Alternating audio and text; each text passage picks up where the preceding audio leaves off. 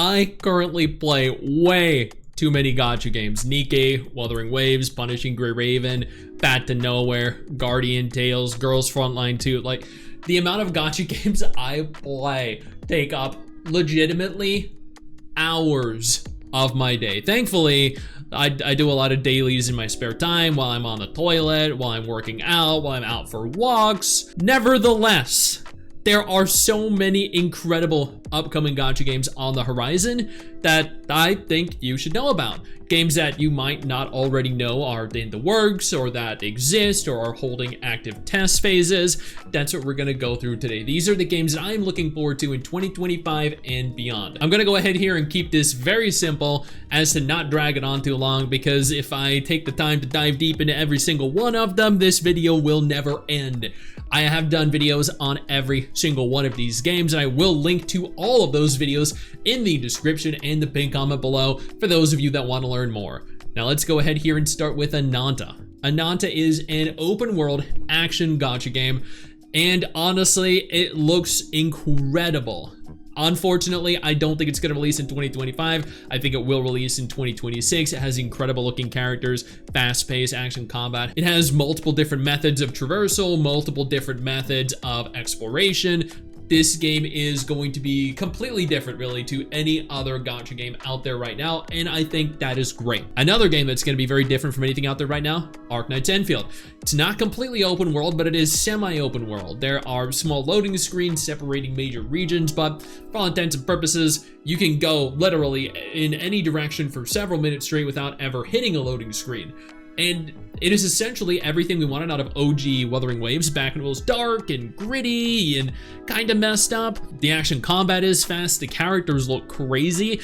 Probably, if I'm being honest here, I think this game might have some of, if not the best looking characters in the entire gacha genre that are not Wuthering Waves characters. Azur Promilia is another open world gacha game, and don't worry, trust me, there aren't too many open world gacha games in this list. I know some of you are getting really burnt out on those specific styles of gameplay,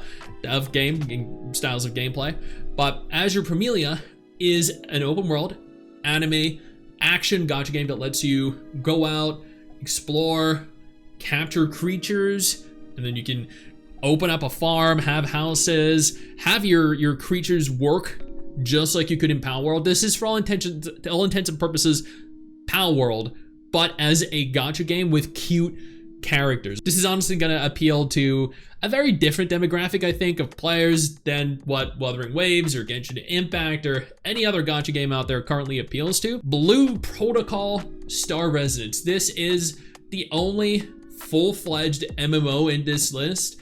This is a game I'm playing a lot of, the beta of, and honestly, it is really good. Like, if you like MMOs, this right here is going to be your go-to.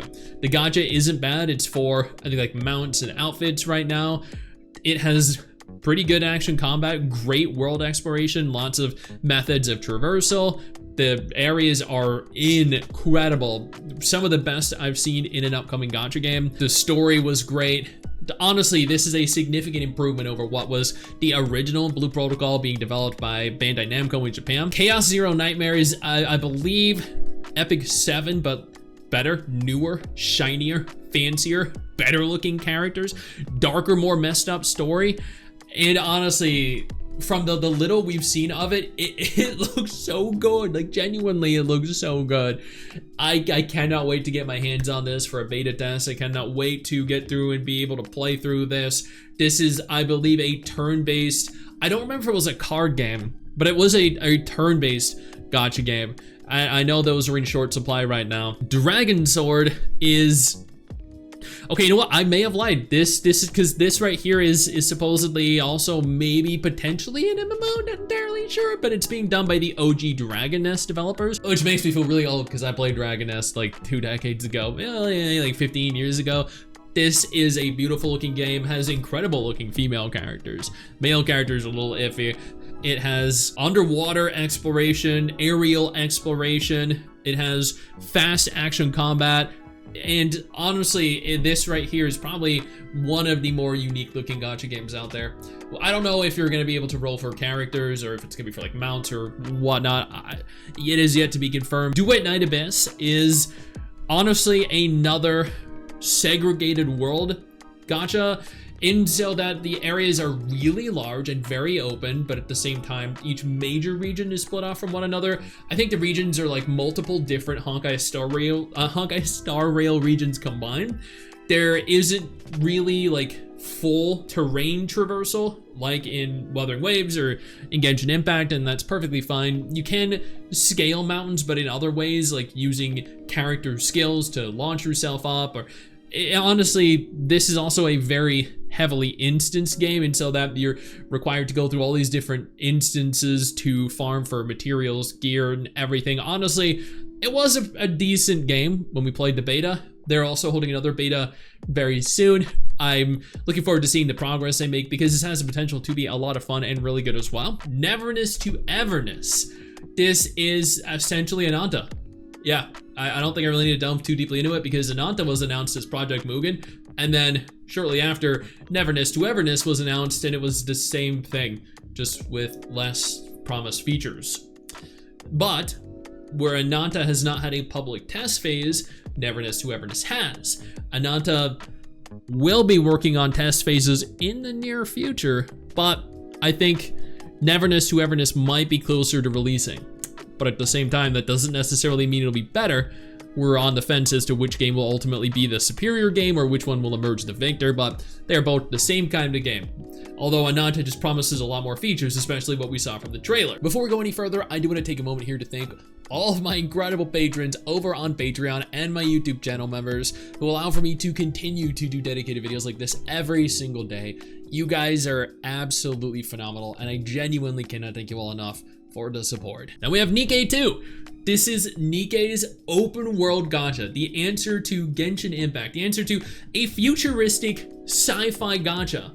And honestly, from what they promised, the third person action combat, large open world, this is gonna be sick. I genuinely cannot wait to get my hands on it. Seeing the characters from NIKKE in a world like Wuwa, or a world like Ananta or Neverness to Everness would be insane, especially with the voice acting, the narrative style, and the setting. Oh my god, genuinely, this game right here would do incredibly. Then we have Project 2/3 Utopia. This one has only had one trailer released, and from what we saw of it, it looks really, really cool. I think this is another very unique gacha game. Very combat focused.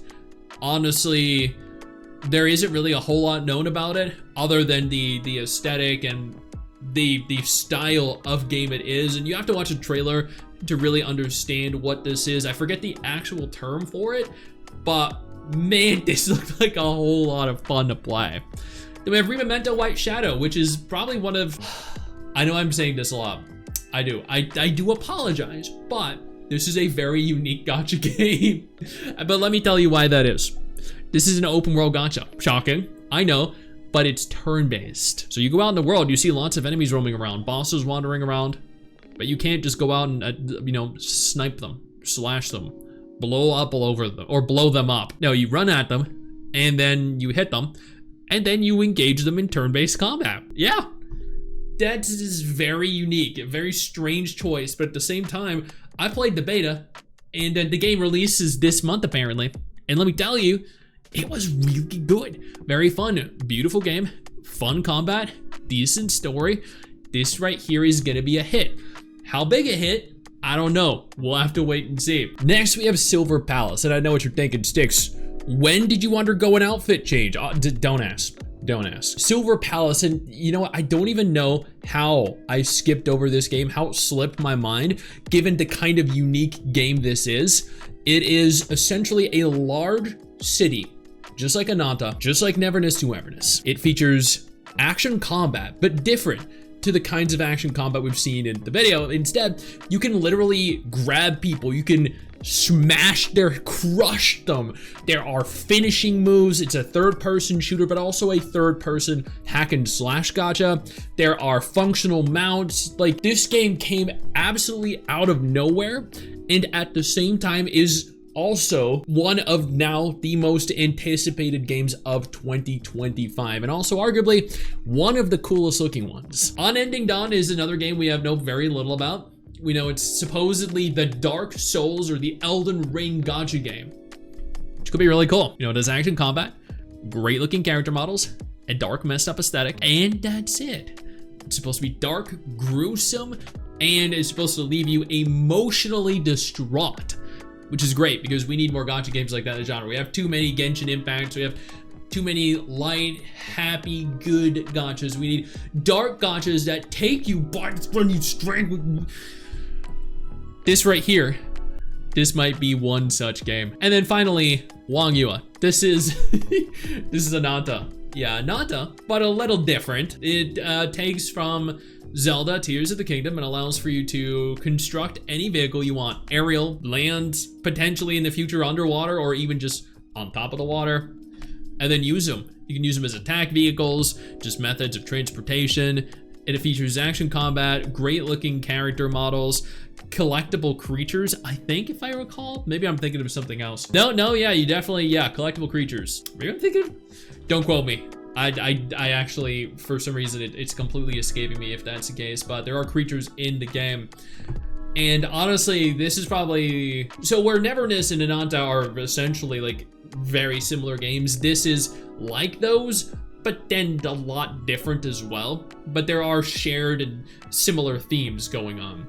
And honestly, those right there are the gacha games I'm really looking forward to playing over the course of the next year or two. There are, I guarantee you, more gacha games that are gonna come out every single month or make announcements every single month, like the Kaleido Star or Kaleido Rider gacha game that I'm on the fence about because, I mean, it looks like it could be kind of fun, but at the same time, we don't really know anything more about it. But ultimately, this is what I'm looking forward to. I don't know if you're looking forward to the same, so I guess let me know down in the comment section below what it is you're looking forward to. Maybe I haven't covered yet. Maybe I could do a dedicated video on it. Maybe I could be more informed on it. Maybe other people could. I know you think that you just hit the end of the video, and technically, yeah, you have. And I know your first reaction is to close out of it at this juncture, but don't. No, instead, I urge you to take a moment here and click one of the videos on screen that are coming up in just a moment, so you remain up to date with everything going on in the gacha genre. Trust me, you're not going to regret doing so. Stay flaccid.